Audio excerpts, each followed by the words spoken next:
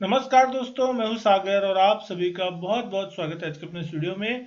आज इस वीडियो में हम बात करने वाले दो ऑटो सेक्टर के स्टॉक के बारे में, जिसमें सबसे पहले अगर मैं बात करूं मारुति सुजुकी के स्टॉक के बारे में, एक शानदार तेजी आज के दिन बनती हुई दिखाई दी। 12,000 के मार्क को इस स्टॉक ने आज के दिन पार किया। क्लोजिंग जो है 3% ऊपर, लगभग 11,941 के आसपास आते हुए दिखाई दी। 3% की तेजी के साथ स्टॉक क्लोज हुआ, लेकिन इंट्राडे में अगर आप देखिए 12,000 के ऊपर स्टॉक ने हाई बनाया। 12,025 का नया 52 week high, life time high आज के दिन बनता हुआ दिखाई दिया।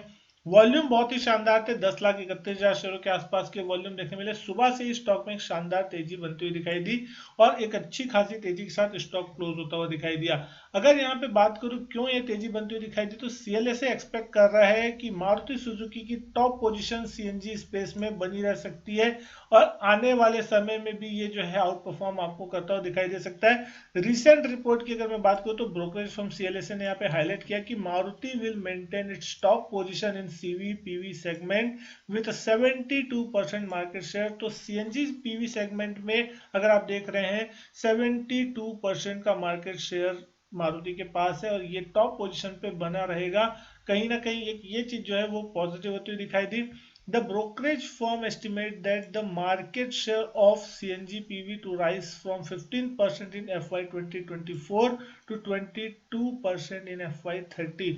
यहाँ से अगले 5-6 सालों में अगर आप देखेंगे तो ये सीएनजी का जो पैसेंजर व्हीकल्स का कारोबार है, इसमें मार्केट शेयर 15% से बढ़ के 22% के आसपास आपका होता हुआ दिखाई दे सकता है। और ये कहीं ना कहीं पॉजिटिव खबर कंपनी के लिए होती हुई दिख रही है, क्योंकि पैसेंजर व्हीकल्स में अगर आप देख रहे हैं मारुति एक बहुत बड़ा नाम है। हालांकि ईवी सेगमेंट में अभी तक मारुति की एंट्री नहीं हुई है। यहाँ पे टाटा मोटर्स महिंद्रा की एंट्री हो चुकी है, लेकिन मारुति अभी भी नहीं आया है। तो अब देखने वाली चीज होगी कि मारुति ईवी में कब आता है। अगर वो आएगा तो उस समय और ज्यादा इसके लिए पॉजिटिव हो सकता है, लेकिन आज यहाँ पे स्टॉक बहुत जबरदस्त परफॉर्म करता हुआ दिखाई दिया। वैल्यूएशन वाइज अगर आप इस स्टॉक को देख रहे हैं तो 3,75,000 करोड़ का मार्केट कैप है। मार्केट लीडर आपको अभी फिलहाल देखने मिलता है मारुति, उसके बाद टाटा मोटर्स का नंबर आता है सेकंड नंबर पे। यहाँ ईपीएस देखेंगे 386 के आसपास के। पिछले कुछ क्वार्टर में जिस तरीके से लगातार सेल्स इंक्रीमेंट होती हुई दिखाई दे रही है, उसका इंपैक्ट आपको देखने मिल रहा है। प्रॉफिटेबिलिटी बढ़ती हुई दिख रही है।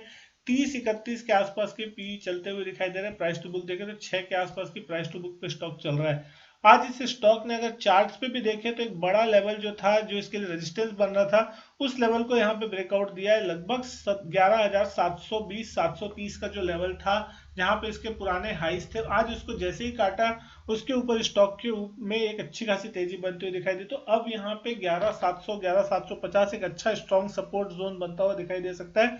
और पिछले 1.5-2 महीने में अगर आप देखेंगे तो कहीं ना कहीं फरवरी के मिड से ही इस स्टॉक में एक अच्छी खासी तेजी देखने मिली। फरवरी की शुरुआत से अगर मैं बात करूं 10,000 के आसपास के लेवल थे और वहां से चल के स्टॉक अब 12,000 के आसपास। तो लगभग 20% का मूवमेंट पिछले 1-1.5 महीने में इस स्टॉक में देखने मिला। तो बहुत ही शानदार रिटर्न जो है इस स्टॉक ने बना के दिए हैं। दूसरे नंबर पे अगर मैं बात करूं आइशर मोटर के स्टॉक के बारे में, आज ये स्टॉक 4% से ज्यादा उछलता हुआ दिखाई दिया, 3873 के आसपास। पिछले कुछ दिनों में अगर आप देखेंगे तो यहाँ पे एक अच्छा खासा करेक्शन ऊपरी लेवल से देखने मिला था, लेकिन आज एक दिन में इस स्टॉक में बड़ी तेजी बनी। इंट्राडे हाई की बात करें 3,940 का हाई लगा, ऊपरी लेवल से यहाँ पे स्टॉक में थोड़ा करेक्शन देखने मिला। आज यहाँ पे एक बड़ी गैप अप हुई थी और उसके बाद यहाँ पे स्टॉक में थोड़ी प्रॉफिट बुकिंग दिन भर देखने को मिली। तो ऊपरी लेवल से स्टॉक थोड़ा करेक्ट जरूर हुआ, लेकिन 52 वीक हाई देखेंगे तो 4200 के आसपास का है। यानी कि यहाँ से भी अगर स्टॉक चलता है 4200 तक तो 6-7-8% तक की तेजी आपको देखने को मिल सकती है।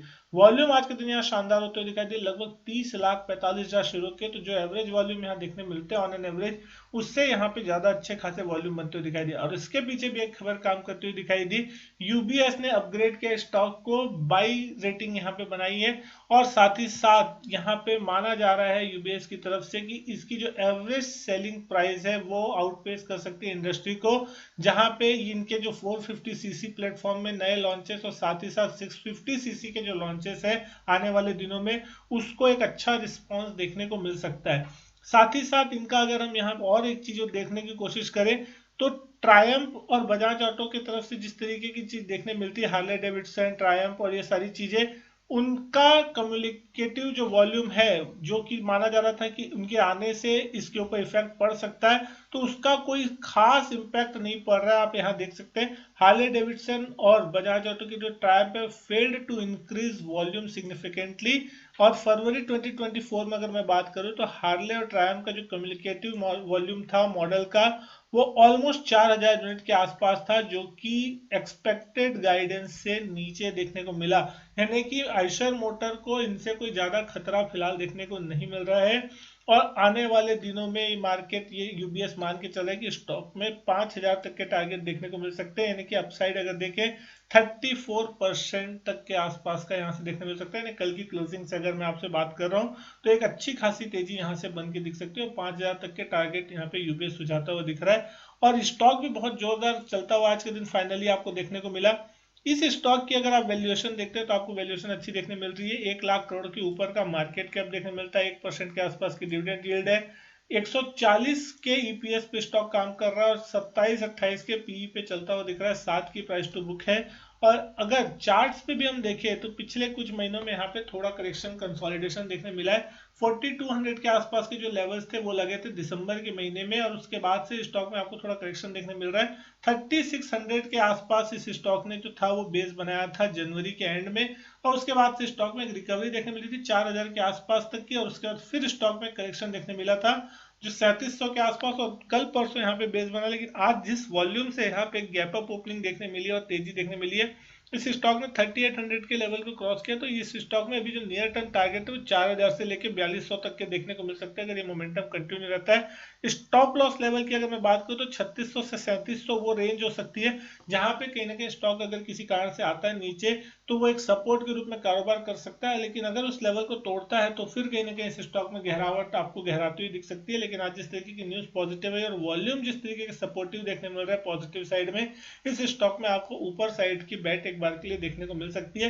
हो सकता है कि आज जो गैप चार्ट पे बना है वो गैप फिल होने अगर स्टॉक आता है तो कहीं ना कहीं आपको एक बार के लिए 3700 तक के लेवल वापस री एंटर के लिए देखने को मिल सकते हैं। लेकिन ये स्टॉक में लॉन्ग टर्म में 5000 के टारगेट जो है यूबीएस मान के चल रहा है। तो आज दोनों ही स्टॉक मारुति सुजुकी और आइशर मोटर में एक अच्छी खासी तेजी देखने मिली और पूरे ऑटो पैक को ये दोनों स्टॉक ने लीड किया। उम्मीद करता हूँ वीडियो पसंद आई होगी। वीडियो अच्छी लगे तो लाइक करें, शेयर करें, चैनल नहीं किया सब्सक्राइब तो चैनल सब्सक्राइब जरूर करें। मैं आपसे मिलता हूँ अपने नेक्स्ट वीडियो में, तब तक के लिए good bye and thank you.